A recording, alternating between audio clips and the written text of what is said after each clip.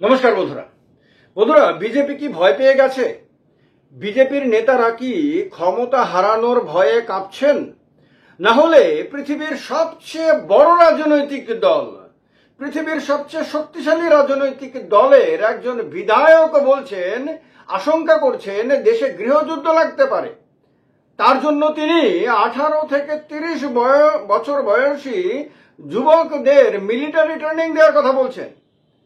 লুকিয়ে চুরিয়ে বলছেন না, গোপনে কোনো ঘরের দরজা জানালা বন্ধ করে তিনি বলছেন না।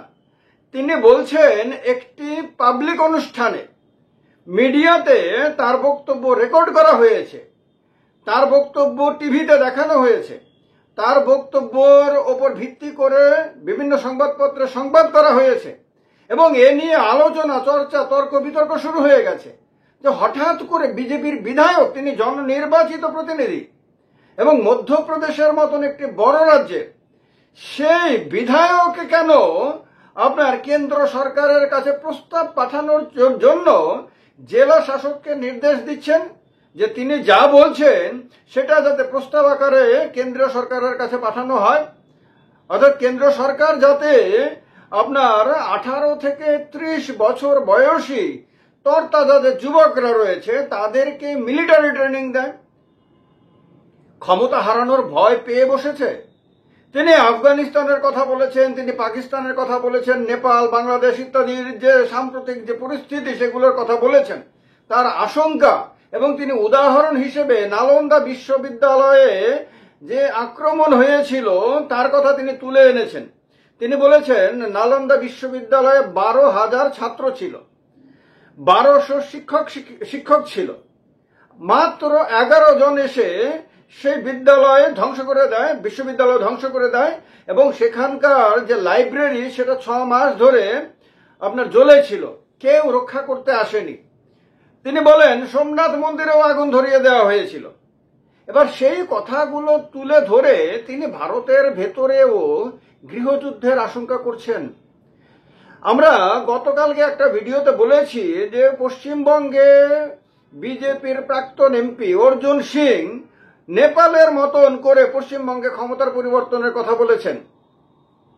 আবার এখন দেখলাম যে মধ্যপ্রদেশের গুনা বিধানসভা কেন্দ্রের বিধায়ক এবং একই দলে, যে দলটা শক্তিশালী দল, যে দলের কাছে ইডি আছে, সিবিআই আছে, অনেকে বলে নির্বাচন কমিশনও আছে, সব ব্যবস্থা আছে, যে দলের নেতারা যখন কথা বলেন তখন কারো কারোর মনে হতে পারে যে তারা বোধহয় রাষ্ট্র সংগঠন সারা পৃথিবীর নেতা আর কি, এরকম মনে হয়। এরকম ভাবে অহংকারের চরম সীমায় কারোর কারোর পৌঁছে গেছেন বলে মনে হয় এবং নিজেদেরকে হামসে বড়া কौन है না, মানে এক मैं ही धनवान हूँ गोरी बाकी सब कंगाल, এরকম একটা মানসিকতা একদম তাদের মধ্য থেকে মানে ঝলকে ঝলকে পড়ে। সেই দলটা এরকম টেনশন কেন করছে? এবার আপনাদেরকে বলি, আমি মধ্যপ্রদেশের গুনা বিধানসভা, গুনার নাম অনেকে হয়তো শুনে থাকতে পারেন, ঐতিহাসিক জায়গা, সেই গুনার তিনি বিধায়ক এবং তিনি এক্সেলেন্ট স্কুল নামে একটা স্কুলের অনুষ্ঠানে তিনি গেছিলেন। সেইখানে গিয়ে তিনি বক্তব্য রাখেন। বক্তব্য রাখতে গিয়ে বলেন, আজকে আমরা পাত্তা না দিলে আগামী দিনে পরিস্থিতি খুব খারাপ হতে পারে। তার আশঙ্কা কত বড় ব্যাপক বোঝা যায় যে আগামী দিনে পরিস্থিতি খারাপ হতে পারে, ভয়ঙ্কর ব্যাপক খারাপ হতে পারে বলে তিনি আশঙ্কা করছেন। তিনি আপনার এই যে আশঙ্কাটা করছেন, এই আশঙ্কাটা কি আদতে দেশের জন্য? কারণ একজন ভারতীয় নাগরিক হিসেবে আমি বিশ্বাস করি যে ভারতের নাগরিকরা ভারতের কোনো ক্ষতি করবে না। নেপালে যেরকম নেপালের ছেলেমেয়েরা পথে নেমে নেপালের সম্পত্তি নষ্ট করেছে, নেপালের ক্ষতি করেছে, বাংলাদেশে আমরা দেখেছি বাংলাদেশের ছেলেরা পথে নেমে বাংলাদেশের সম্পদ নষ্ট করেছে। পৃথিবীর আরো বিভিন্ন দেশে, এমনকি শ্রীলঙ্কাতে, আরো অনেক দেশেই বিভিন্ন সময়ে দেখা গেছে সেই দেশের মানুষ সেই দেশের সম্পত্তি নষ্ট করছে। সম্প্রতি আমরা দেখেছি ফ্রান্সে পর্যন্ত, ইউরোপের আপনার ঐতিহাসিক দেশ বলা যায় ফ্রান্স, যে ফ্রান্স শিল্প সংস্কৃতিতে অনেক উন্নত বলা হয়, সেই ফ্রান্সেও সে দেশের মানুষই দেশের সম্পত্তি নষ্ট করেছে। আমি বিশ্বাস করি যে ভারতের যুবক যুবতীরা, ভারতের মানুষ ভারতের সম্পত্তি নষ্ট করবে না, ভারতের ক্ষতি করবে না। একজন দেশবাসী হিসেবে, দেশের নাগরিক হিসেবে দেশের মানুষের ওপরে এতটা আস্থা আমি রাখি। কিন্তু বিজেপির লোকরা কেন রাখতে পারছেন না? তারা দেশের পরিচালক, তারা রাষ্ট্রশক্তি তাদের হাতে, তাদের কাছে পুরো রাষ্ট্র ব্যবস্থা সবকিছু রয়েছে। তারা চাইলে অরবিন্দ কেজরিওয়ালকে আপনার মামলা ফাঁসিয়ে দিয়ে জেলে ঢুকিয়ে দিতে পারেন, হেমন্ত সোরেনকে জেলে ঢুকিয়ে দিতে পারেন। তারা চাইছেন মমতা ব্যানার্জি, অভিষেক ব্যানার্জিকে কোন মামলায় জড়িয়ে জেলে ঢুকিয়ে দিতে। তাদের অনেকে তো এরকম কথাও বলেন। কেউ আশা করেন নেপালের মতন পরিস্থিতি করে পশ্চিমবঙ্গে শাসন ক্ষমতায় আসতে, কেউ আশা করেন আপনার শেখ হাসিনার মতন মমতা ব্যানার্জিকে ক্ষমতা থেকে টেনে নামিয়ে নিতে, কেউ নানান রকম ভাবে। তারা ক্ষমতা কি জিনিস তারা এখন ঠিক বুঝে উঠতে পারছেন না। ক্ষমতাটা তাদেরকে এখন সুস্থভাবে বাঁচতে দিচ্ছে না, তাদেরকে অস্থির করে রাখছে।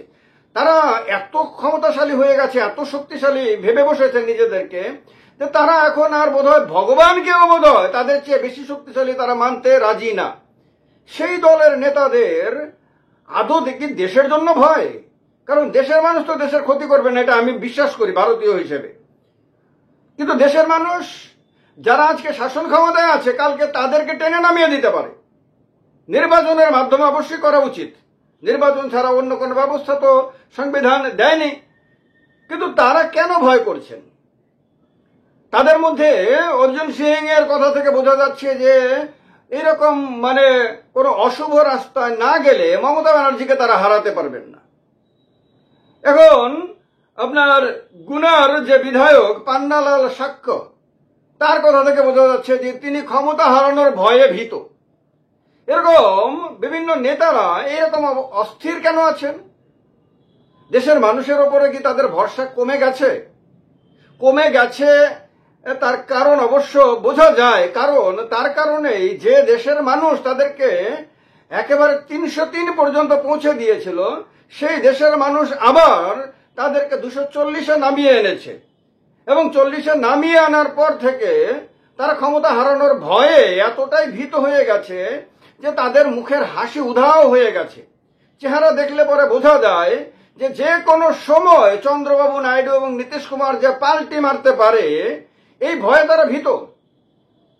তাদের আত্মবিশ্বাস কমে গেছে। এখন আর আগের মতন মোদি হ্যায় তো মুমকিন হ্যায় বলতে পারছেন না।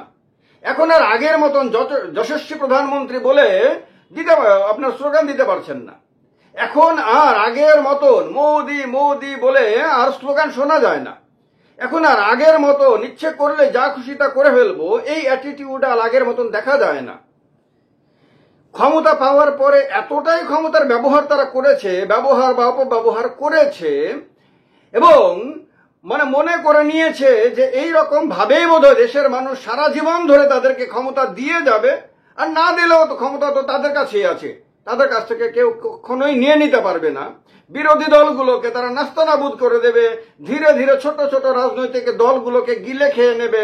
বড় বড় রাজনৈতিক দলের বড় বড় জনপ্রিয় নেতাদেরকে দল ভাঙিয়ে নিজেদের কাছে নিয়ে আসবে, এবং সেইভাবে করে ছোট বড় সব বিরোধী দলকে ধূলিসাৎ করে দেবে। আজকে তাদের সঙ্গী হিসেবে যে সমস্ত রাজনৈতিক দল তাদের জোট সঙ্গী, অ্যালায়েন্স পার্টনার হিসেবে এনডিএতে আছে, তাদেরকেও ধীরে ধীরে এতটা দুর্বল করে দেবে যে তারা হয় তাদের দলে বিলুপ্ত হয়ে যাবে, অন্যথায় এই দলগুলো ইতিহাসের পাতায় আশ্রয় নিতে বাধ্য হবে। এইরকম ভাবে তারা অনন্তকাল ধরে শাসন ক্ষমতা চালাবে। অনেকে এই রকম ধারণা থেকে আপনার কথাবার্তা বলার সময় আপনার ওই রকম অহংকারী ভাবে কথা বলতো। আজকে তারা ভয় পাচ্ছে। আজকে উপরাষ্ট্রপতি নির্বাচনে তারা যতটা ভোট পাবে বলে আশা করেছিল, তার চেয়েও বেশি ভোটে বিজয়ী হয়েছেন, উপরাষ্ট্রপতি হয়েছেন সিপি রাধাকৃষ্ণন। সিপি রাধাকৃষ্ণন প্রত্যাশার চেয়েও বেশি ভোট পাওয়ার পরেও, বলা যায় অপোজিট সাইডে ক্রস ভোটিং হওয়ার পরেও তারা সেই আত্মবিশ্বাস নিয়ে আনন্দ প্রকাশ করতে পারছেন না। তাদের চেহারার মধ্যে সেই দীপ্তি নাই, সেই উজ্জ্বলতা নাই, সেই আনন্দ নাই। তারা যেন মুষড়ে পড়েছে। কারণ যেদিন উপরাষ্ট্রপতি নির্বাচন হয়েছে এবং নির্বাচনের ফলাফল ঘোষণা করা হয়েছে, সেই দিনই টিভির পর্দায় দেখানো হচ্ছিল যে নেপালে অর্থমন্ত্রীকে মানুষ দৌড়িয়ে দৌড়িয়ে মারছে, সেদিনে দেখানো হচ্ছিল যে সেখানে প্রধানমন্ত্রীর বাড়ি, রাষ্ট্রপতির বাড়ি, সুপ্রিম কোর্ট এবং বিভিন্ন গুরুত্বপূর্ণ প্রতিষ্ঠানগুলো দাউ দাউ করে জ্বলছে। সেখানে আপনার যুবক যুবতীরা রাস্তায় নেমে সরকার পরিবর্তনের জন্য আপনার তীব্রভাবে বিদ্রোহ করছে। সেই দিনের ছবি দেখতে দেখতে কোন দেশের, আমার মনে হয় না পৃথিবীর কোন দেশের রাজনৈতিক ব্যক্তিরা যারা শাসন ক্ষমতায় আছে তারা খুব একদম আশ্বস্ত ছিলেন বা তাদের পক্ষে খুব আনন্দে থাকা সম্ভব।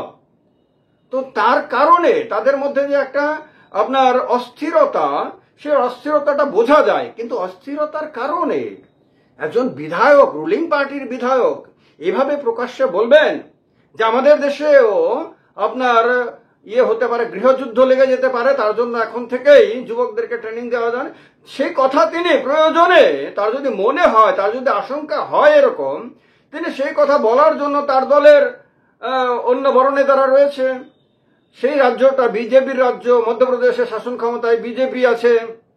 প্রথমত কংগ্রেস ভাঙিয়ে জ্যোতিরাদিত্য সিন্ধিয়ার নেতৃত্বে এক দলকে নিয়ে এসে প্রথমে ভাঙাচোরা গভর্নমেন্ট বানিয়েছিল, এরপরে ইলেকশনে যে কোনোভাবেই হোক জিতে এখন তারা শাসন ক্ষমতায় আছে।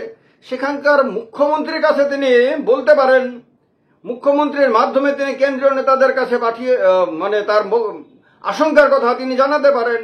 তিনি একেবারে পাবলিকের সামনে এসে এই কথা বলে দিয়েছেন। একজন জনপ্রতিনিধি আপনার নিজের টেনশন, নিজের আশঙ্কা আতঙ্ক চেপে রাখতে পারেননি। তিনি মানুষের কাছে বলে দেওয়ার কারণে মানুষের মধ্যে তো এ নিয়ে সংশয় তৈরি হতে পারে, সন্দেহ তৈরি হতে পারে। এতে রাষ্ট্রের কোনো ক্ষতি না হলেও অন্ততপক্ষে তার দলের তো ক্ষতি হয়ে যেতে পারে। তার দলকে যারা শাসন ক্ষমতা থেকে নামাতে চায়, সরাতে চায়, তাদের আত্মবিশ্বাস বেড়ে যেতে পারে। তারা মনে করতেই পারে যে শাসক দলের নেতারা, বিজেপি নেতারা ভয় পেয়ে গেছে, এখন আর তারা আশ্বস্ত না যে তারা শাসন ক্ষমতায় বেশি দিন থাকবে। তাদের আশঙ্কার কথাটা তারা দেশের কথার সঙ্গে মিশিয়ে তারা আপনার প্রচার করতে চাইছে। তো এই কথাগুলো যদি বিরোধী দলের নেতা কর্মীদের মনের মধ্যে বসে যায়, তাহলে তাদের আত্মবিশ্বাস আকাশ ছোঁয়া হয়ে যাবে। আর বিরোধীদের আত্মবিশ্বাস যখন আকাশ ছোঁয়া হয়, তখন তাদেরকে আটকানোর মতন ক্ষমতা কোনো ব্যবস্থার কাছে থাকে না। তো সুতরাং আগামী দিনের বিভিন্ন নির্বাচনে আপনার তার রিফ্লেকশন দেখা যেতে পারে। সামনে বিহারের নির্বাচনের আগে বিহারের রাজনৈতিক পরিস্থিতি আপনার মানুষ বলছে যে বিরোধীদের দিকে ঝুঁকে যাচ্ছে। সেখানে জেডিইউ এবং বিজেপির যে জোট সরকার, সেই জোট সরকার এখন ক্ষমতা হারানোর ভয়ে আতঙ্কে কাঁপছে। এই অবস্থাতে মধ্যপ্রদেশের গুনার বিধায়কের ওই মন্তব্য যথেষ্ট গুরুত্বপূর্ণ এবং আজ তো বিজেপির ভেতরে যে একটা ভয় ঢুকেছে, এটা তার একেবারে পরিষ্কার পরিচায়ক। আমার মনে হয় আপনারা সবাই এই বিষয়টাকে সিরিয়াসলি নেবেন এবং মনে হবে আপনাদেরও যে হ্যাঁ, সত্যি সত্যি বিজেপি ভয় পেয়েছে, বিজেপির নেতারা ভয় পাচ্ছে। যাই মনে হয় জানাবেন কমেন্ট বক্সে কমেন্ট করে। ভালো লাগলে ভিডিওটি লাইক করে দিয়ে শেয়ার করে দেবেন। আর প্রসেনজিৎ চক্রবর্তী চ্যানেলটাকে সাবস্ক্রাইব না করে থাকলে সাবস্ক্রাইব করে সঙ্গে থাকবেন। ভালো থাকবেন। জয় হিন্দ, বন্দে মাতরম।